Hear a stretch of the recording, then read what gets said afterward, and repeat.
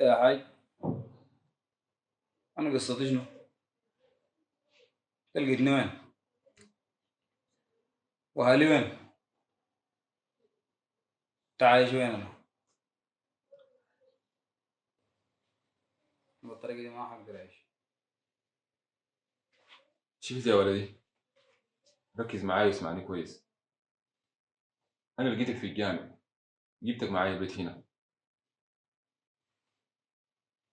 وأهلك ذاته ما بعرفوا منه.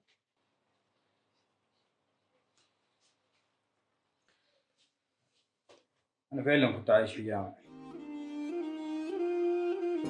متذكر إني كنت قاعد أنا في الجامع. بس أهلي منو؟ جيت من وين؟ ما متذكر حاجة. تايه. لا في ساي ما عارف إيه. لازم أتذكر. أتذكر أهلي. أتذكر كنت عايش وين. لازم أتذكر. لازم أتذكر. هذا هسي خلاص، إن شاء الله بعد تبقى كويس أنا أسوق القسم ونمشي نشوف احتمال أهلك قدموا بلاغ باختفائك. ده مش هسي يا حاج، بيكون عملوا الكلام ده. أهدى هسي، أهدى. الدكتور قال لازم أنت ترتاح. لا حول ولا قوة إلا بالله. كويس يا حاج.